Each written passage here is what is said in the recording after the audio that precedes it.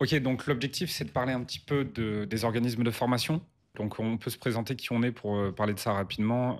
Toi, tu te montreras dans d'autres vidéos, je pense. Donc toi, tu as fait Central Supélec, tu as une grosse carrière dans la data, y compris dans des boîtes comme L'Oréal ou des boîtes de la tech.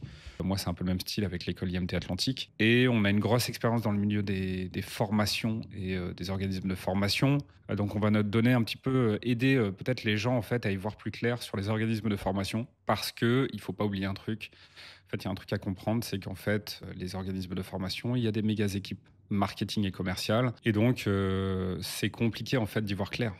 C'est compliqué d'y voir clair parce qu'en fait, tu as des gens d'un côté qui travaillent à plein temps, en fait, à 10, 20, 30, 40, pour essayer en fait de vendre leur truc. Et de l'autre côté, bah, tu as des gens qui débarquent et qui cherchent un organisme.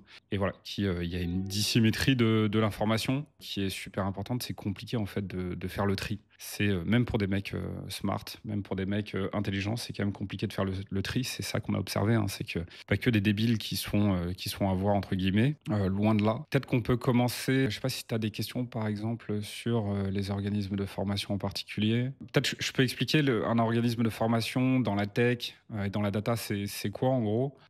C'est l'idée en fait de leverage, d'exploiter en fait les outils du numérique et du digital, Internet et la digitalisation, etc. Et pour proposer de la formation pour adultes, l'idée en fait principale, c'est de dire on va mettre des professionnels du domaine en face de vous pour vous former à des métiers, on va dire, relativement nouveaux, entre guillemets, par opposition à des formations académiques sur des sujets traditionnels comme la physique, les mathématiques, la littérature, etc. Et en fait, ça part d'une bonne idée, c'est de se dire, à travers des bootcamps, en quelques mois, on va en fait vous faire une formation accélérée pour, par exemple, vous pouvez travailler dans un secteur déclinant et vous cherchez en fait à travailler sur des secteurs plus porteurs. Et simplement, en fait, l'organisme de formation en fait répond au départ à cette problématique. Et donc, c'est au départ une très bonne idée. Là où ça a complètement dérapé, mettre toute leur énergie en fait dans le marketing et la vente. Et ça devient, dans une grande majorité des cas, en fait, littéralement des coquilles vides. Ce que comprennent pas les gens, c'est que derrière ces organismes, même s'ils voient des LinkedIn de fondateurs qui ont l'air vraiment d'être dans le domaine, etc., nous, on le sait, la plupart du temps, c'est des profils, c'est des businessmen.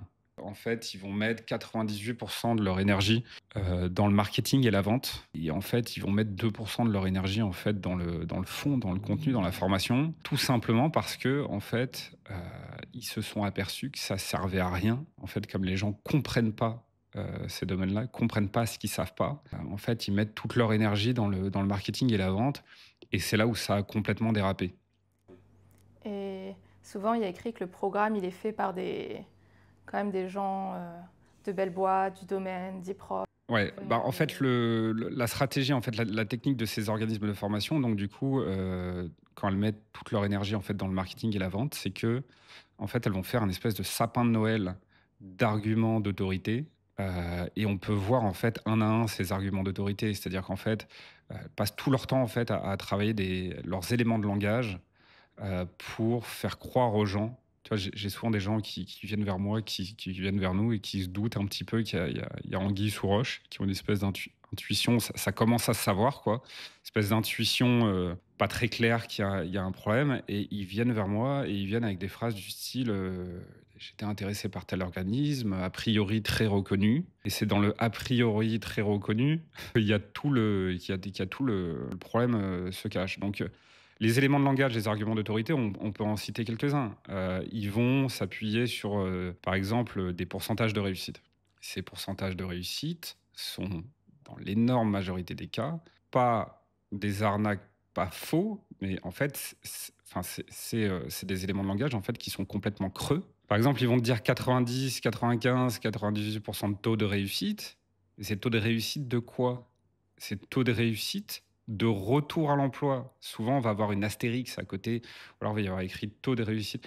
Et en fait, dans la tête des gens, une personne comme ça, intègre ou juste pas avertie, sans être pro du marketing et du commercial. On a même vu d'ailleurs des commerciaux essayer de se reconvertir dans ces domaines-là et se faire avoir par ces équipes, par ces organismes de formation. Je pense que les gens imaginent pas à quel point ça va loin Et ils vont mettre en avant, par exemple, des taux de réussite qui sont considérables de l'ordre de 95%.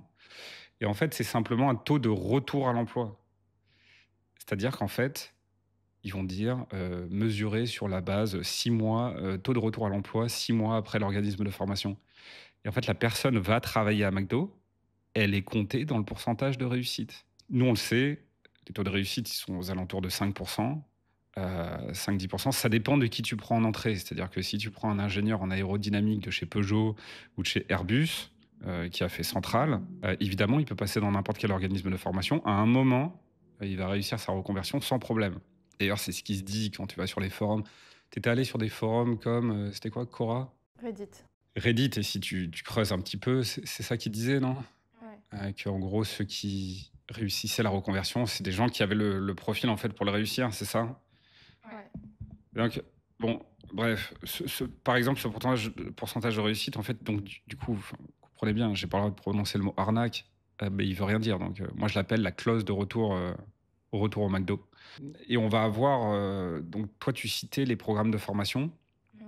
Donc, ce qu'ils vont faire là aussi, c'est qu'ils vont dire, en fait, nos programmes ont été conçus par, et ils vont te mettre une liste de personnes qui sortent de grosses boîtes, qui ont des bons profils ou des moins bons profils. Bon, après, ça reste que des mots sur une page, mais peu importe, pourquoi pas des bons profils qui travaillent dans un domaine, etc.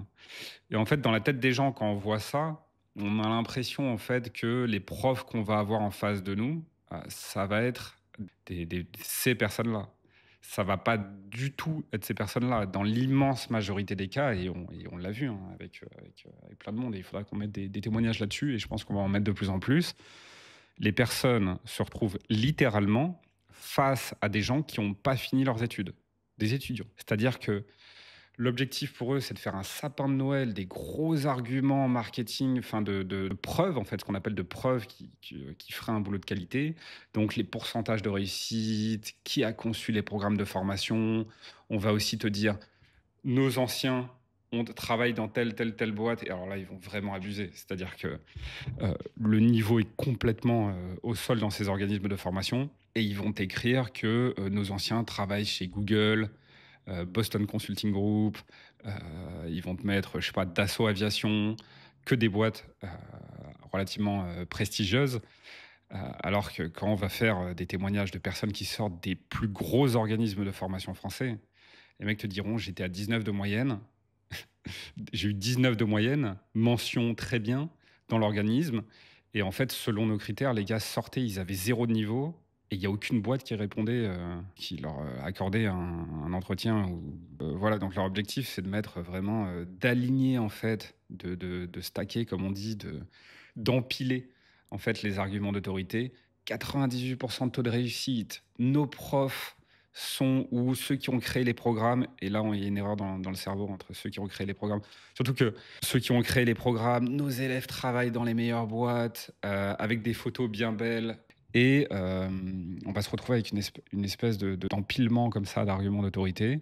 Et derrière, en fait, on va avoir une coquille vide, c'est-à-dire qu'ils vont faire tout ce bazar pour derrière, en fait, et on mettra des gros témoignages. Je ne sais pas si on aura le droit de citer. Je pense que si c'est vrai, on pourra citer les organismes de formation. Et je pense que là, les gens vont tomber de très très haut parce que les gens se disent non, mais pas tel organisme que j'ai en tête, etc. Si, si, tel organisme que vous avez en tête. Et en fait, ils vous diront, les gars étaient des stagiaires. Ils n'avaient jamais travaillé dans le domaine. Enfin, ils n'étaient même pas encore en stage, ils étaient encore en études et ils n'ont même pas travaillé dans le domaine. Et je pense que tout ça, on va le montrer. On va le montrer, on va montrer comment ils trafiquent leurs notes aussi. Alors, je ne sais pas si j'aurais prononcé le mot trafiquer, mais pareil, là, je peux expliquer comment ils font par rapport à leurs notes.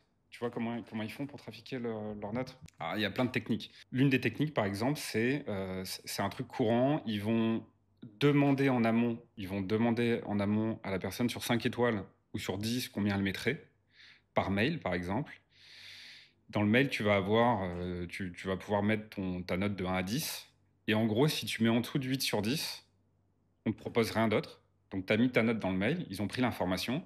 Et si tu proposes plus de 8 sur 10, on va te renvoyer avec le formulaire dans Google ou dans Trustpilot pour que tu mettes ta note. Et avec ça, tu dégages déjà 80% des avis négatifs, en fait. Après, il y a d'autres techniques. C'est qu'ils vont demander, en fait, la note aux personnes au bon moment. C'est-à-dire, par exemple, la personne vient de rentrer, elle a ce qu'on appelle un point d'inflexion psychologique dans le bootcamp, c'est-à-dire qu'elle a un saut, en fait, elle se sent bien, quoi. Parce que au début de l'organisme, elle rentre, par exemple, il peut y avoir un bel établissement, il y a des belles présentations, le premier jour, le deuxième jour, on va leur faire des promesses sur, les taux de réussite, les machins, on va les chauffer et à ce moment-là, par exemple, on va leur demander de laisser un commentaire en filtrant, comme j'ai dit avec la technique précédente, pour dégager les commentaires, qui seraient négatifs à ce moment-là et on peut le faire à différents moments, OK? Et surtout, il y a un truc, c'est que souvent les élèves sont pas très bien placés avant d'être reconvertis ou avant d'avoir essayé de rentrer sur le marché pour évaluer une formation. Bah, en fait, elles savent pas encore ce qu'il faut. Peut-être qu'elles vont comprendre beaucoup plus tard que c'est complètement à côté de la plaque. Peut-être qu'elles vont pas le comprendre. D'ailleurs, c'est pour ça qu'on se retrouve avec chaque fois qu'il y a une offre d'emploi, en fait, tu as l'impression que le marché il est saturé, mais c'est juste que tu as 300 mecs qui candidatent, tu en as 250 qui sortent d'organismes de formation. Et en fait, c'est des zombies sur le marché, c'est-à-dire que leur niveau est tellement à zéro qu'en fait, et les mecs, en fait, sont là à errer de post LinkedIn en post LinkedIn sur le sujet de la data. Qu'est-ce que j'étais en train de dire? Oui, j'en étais à pourquoi les notes sont biaisées complètement. Pourquoi les résultats, enfin les notes qu'on voit sur Google, l'autre Google ou Trustpilot, etc., l'un des autres éléments, puisqu'il y en a plein, il est psychologique, c'est que la personne elle a l'impression de noter son école. C'est-à-dire que euh, elle se dit, si je note mal mon école sur Google, je vais dévaloriser mon diplôme. Et donc, ce chiffre est complètement biaisé. En fait, ce qu'il faudrait, c'est tu prends une cohorte de personnes qui ont essayé de rentrer sur le marché du travail, tu les interroges à ce moment-là. Mais voilà, encore une fois, il y a une dissymétrie de l'information. Tu as la personne moyenne qui essaie de se reconvertir sur un marché porteur et qui, en fait, se rend pas compte en fait que derrière, tu as des équipes marketing, des équipes avec une puissance marketing et commerciale qui est considérable. On mettra des témoignages là-dessus, je pense. Je vais interviewer des personnes, plein de personnes dans ce cas-là. Et donc, en fait, on se retrouve donc du coup avec des notes qui sont complètement faussées et qui valent rien dire. Je pense qu'à un moment, il faudrait qu'on crée une espèce d'organisme fictif et je vais créer un site internet, etc. Pour montrer, je vais le faire. Et comme ça, j'expliquerai au fur et à mesure comment tu crées en fait un marketing de qualité, enfin voilà. Mais il faut bien se dire en fait que souvent c'est une coquille vide, c'est-à-dire que c'est des businessmen derrière qui, en fait, d'ailleurs c'est intéressant, c'est-à-dire que je crois que je connais pas un organisme de formation dans le domaine de la data, dans le dev web peut-être, mais je vais parler de ce qu'on connaît très bien. Je crois qu'en dev web, j'en ai vu certains. Mais dans le domaine de la data, je crois que j'en connais pas un là. Dieu sait qu'on les connaît, qui a été créé par des ingénieurs. Les gars, quand tu creuses, c'est toujours des écoles de commerce. D'ailleurs, la raison pour laquelle gagne, c'est que entre celui qui a un très mauvais accompagnement et un très bon marketing et quelqu'un qui a un très bon accompagnement et un très mauvais marketing, celui qui a un très bon marketing aujourd'hui gagne haut la main. Et en fait, les gars d'école de commerce, les profils business, ils sont meilleurs pour comprendre la nature humaine. Et donc, ils gagnent face aux ingénieurs, la plupart du temps, qui créent, en fait, qui vendent de la formation parce qu'ils ne savent pas vendre, parce qu'ils ne savent pas mettre en valeur, parce qu'ils ne comprennent pas ce que la personne moyenne, je ne dis pas ça dans le sens négatif, a en tête. Et voilà.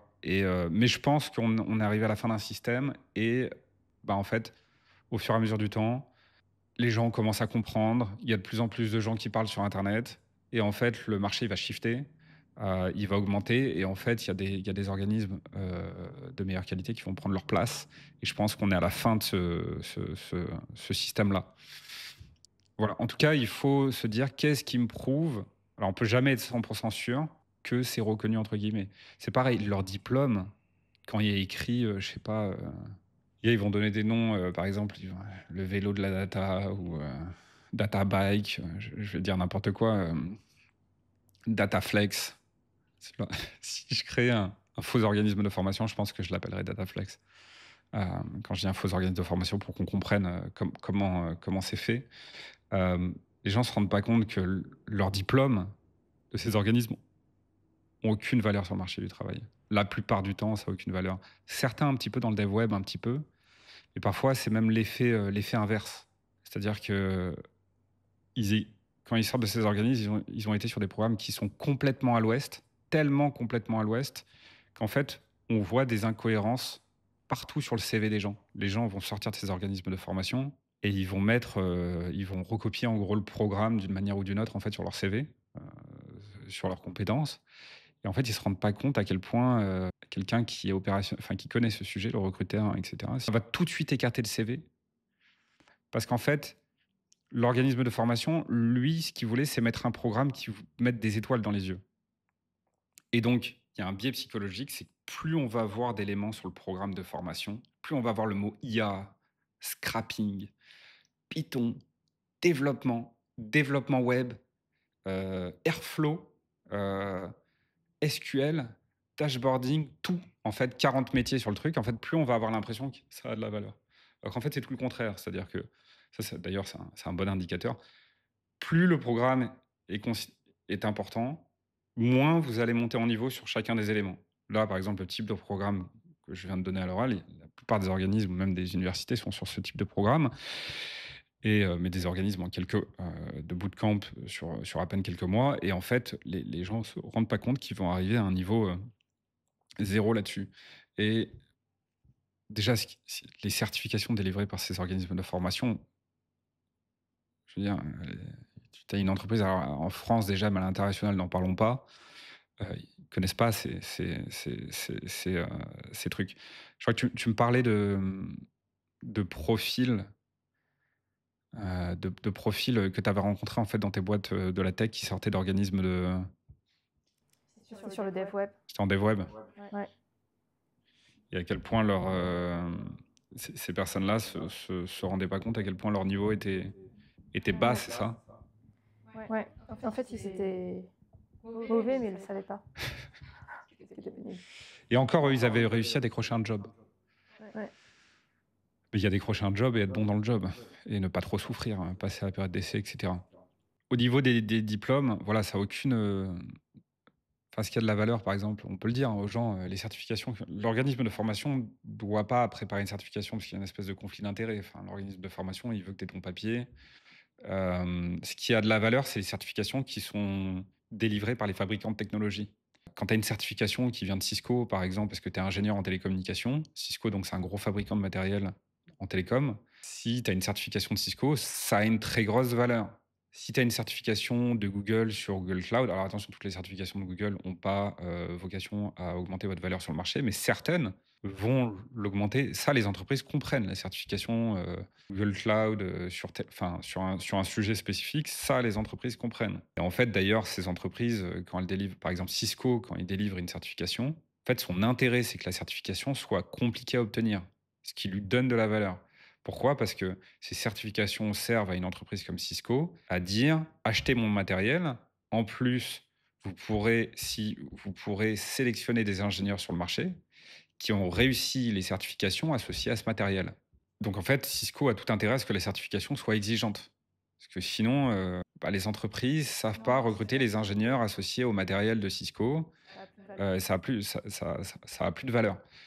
Et donc, on peut le dire, l'organisme de formation, son boulot, ce devrait. Alors, par contre, l'organisme de formation a bien compris que quand elle délivre une certification, peu importe la valeur de la certification, elle a bien compris que psychologiquement, que les gens attribuent plus de valeur à l'organisme de formation. Donc, ils font n'importe quoi. Et il va y avoir le sujet aussi de l'entrée sur le marché du travail. Et par exemple, quand on vous met en avant plusieurs choses, on va aussi mettre en avant en fait des partenariats avec des écoles. Alors ça, je pense que c'est un vaste sujet. C'est le sujet de la monétisation de la marque des écoles. Certaines écoles de très haut niveau ont du coup une espèce de marque, parce que c'est des écoles de très haut niveau. Et en fait, elles sont tentées en fait aujourd'hui de monétiser en fait le nom. Alors, par exemple, et ça se fait maintenant dans la plupart des écoles. Tu vas avoir une école de très haut niveau, Je peux pas en citer peut-être là, mais peu importe. Des écoles d'ingénieurs de très haut niveau, par exemple, ou de commerce. Elles vont monétiser, elles vont être tentées, en fait, comme elles ont un nom et que les gens, en fait, c'est une marque. En fait, ces écoles sont tentées, en fait, d'ouvrir des masters spécialisés. En fait, des masters spécialisés, donc c'est 1 an, et qu'elles vont faire payer 10, 15, 20 000 euros. Et pour monétiser, en fait, leur marque, donc ça va être une année scolaire, voilà, mais sauf que ça a quasi aucune valeur sur le marché, que la qualité pédagogique t'a démontré très largement. J'ai vu parmi les écoles d'informatique les plus reconnues en France, la personne paye 10 000 euros. Et ça, les gens pensent que c'est des exceptions. En fait, c'est la norme. Paye 10 000 euros l'année, et encore, c'est pas énorme. Elle débarque au cours, il n'y a pas de prof. D'accord. Il y a des ordis, il y a un truc sur ordi, il y a tu sais, une espèce de secrétaire ou un secrétaire qui est là pour s'assurer en fait que ce soit pas n'importe quoi. Et en fait, ils sont tout seuls devant des ordis. D'ailleurs, la personne, et je parle de l'une des écoles d'informatique les plus reconnues de France. Elle me dit, il n'y a pas de prof. Et en plus, j'avais signé pour un master en data. Et donc, elle, c'était sur 2 années. Donc, 2 fois 9 500 euros. Master 1, master 2 spécialisé. Elle n'était pas sur le parcours normal, donc quasi aucune valeur. Et elle arrive, il n'y a pas de prof. Elle pensait, elle voulait travailler en data analyse. On lui avait dit, vous inquiétez pas, il y a de la data. Donc ça prépare aussi pour ça. La fille, elle débarque. Le programme, c'était JavaScript. Je crois qu'il y avait du Node.js. Enfin voilà, tout sauf de la data. Et Les étudiants, ils disaient qu'ils pensaient qu'ils étaient meilleurs que le prof, même sur le ouais, sujet. c'est vrai qu'en plus, elle se disait, parce que la secrétaire avait un peu un rôle de prof. Et ouais, et la personne me dit, mais je sais que la personne n'y comprend rien. En fait, c'est du développement web, et donc elle allait se plaindre. Et en plus, comment elle sait en plus que c'est complètement à côté de la plaque? Donc c'est un autre métier.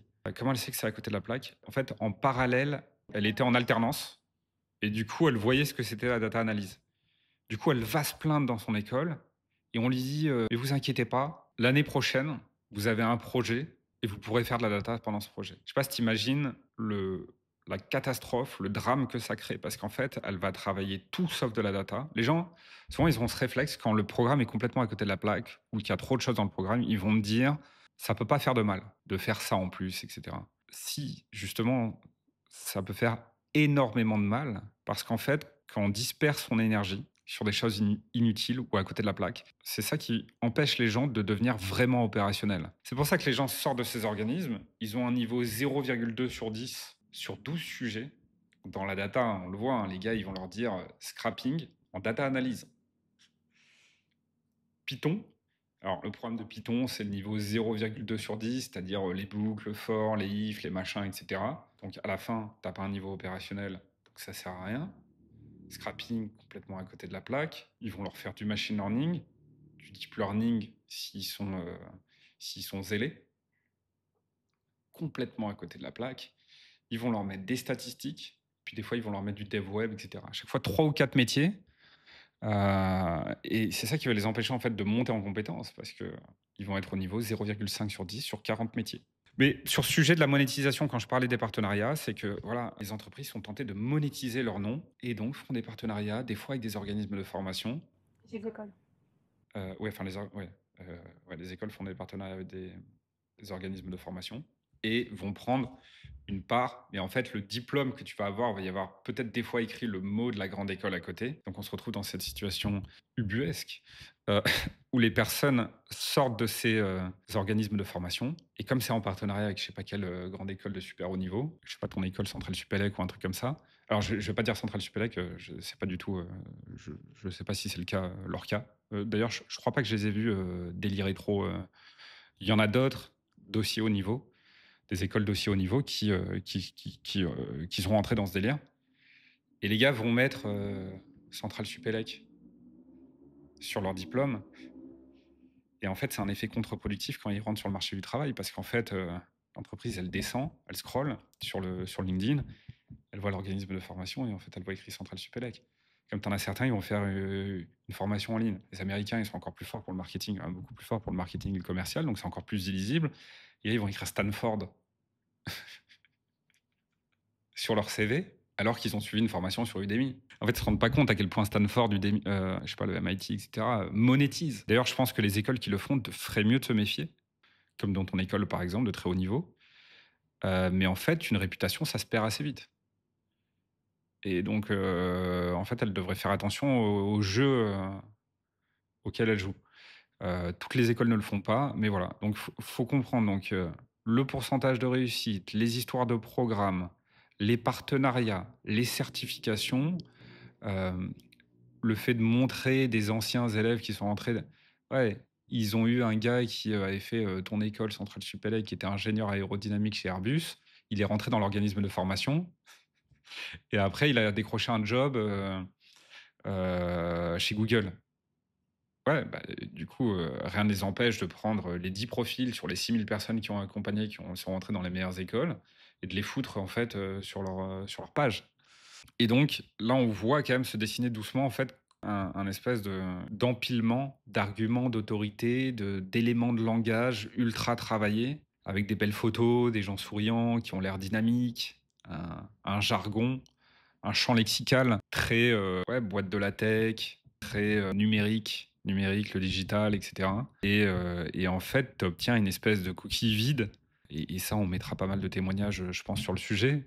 Par exemple, quand on prend le cas, quand on parlait de programme qui était à côté de la plaque, c'est-à-dire le programme, c'est l'étage 1 sur 100 parce que le défi de la reconversion, c'est un défi, quand même, complexe. Il s'agit en quelques mois à peine, de brancher la personne sur un nouveau métier, de la transformer, de la rendre employable, pertinente vis-à-vis du marché du travail. C'est un défi, compliqué et tu as encore déjà juste, peut-être 4 je sais pas, 70 des organismes de formation, rien que ça, enfin déjà, qui ont même pas le premier étage de la fusée, l'étape 1 sur 100. Le programme est peut-être à 80 complètement hors sujet. Tu vois? Et le programme de formation, c'est l'étage 1 sur 100. C'est-à-dire, tu vas avoir des organismes de formation, on en montrera aussi. On montrera des personnes qui sortent de là, qui viendront témoigner. Le programme est plutôt bien, donc ils ont au moins travaillé le programme, mais c'est l'étage 1 sur 100. C'est-à-dire qu'il y a quoi derrière la présentation du programme? Quelle est l'efficacité? Qu'est-ce qu'il y a derrière? Voilà. On fera, plein de vidéos sur le sujet de la data, des organismes pour aider les gens peut-être à, au moins, avoir le même niveau d'information que les organismes de formation, pour qu'elles aient toutes les billes pour pouvoir, être capables d'évaluer plus efficacement et s'orienter plus efficacement, choisir peut-être, des formations plus efficacement. Parce qu'au départ, c'est un bel objectif, l'objectif des organismes de formation. C'est en quelques mois, tu formes quelqu'un pour qu'il soit pertinent vis-à-vis du marché du travail. Et ça a du sens. C'est juste que l'état actuel, le marché a besoin de shifter, a besoin de passer sur un nouveau palier. Parce qu'en fait, là, on est sur le palier, les organismes de formation mettent toute l'énergie sur le marketing et la vente. Et derrière, il y a rien. C'est des coquilles vides. On va aider les gens en fait, à être capables en fait, de distinguer le contenant et le contenu. Parce que le contenu peut être très, très, très beau. Et en fait, quand tu ouvres la boîte, le contenant, il est catastrophique. Et en fait, je le répète, c'est qu'en fait, tu as des la puissance marketing et commerciale de ces organismes est considérable. On parlera aussi de la crise, je pense, que traverse le monde de l'éducation, supérieure, hein. Je pense que c'est un domaine largement et je pense qu'on invitera des personnes qui étaient dans ces écoles, on va dire, des responsables pédagogiques ou des directeurs pédagogiques ou des choses, comme ça. Mais voilà, je pense qu'on peut s'arrêter là pour cette vidéo.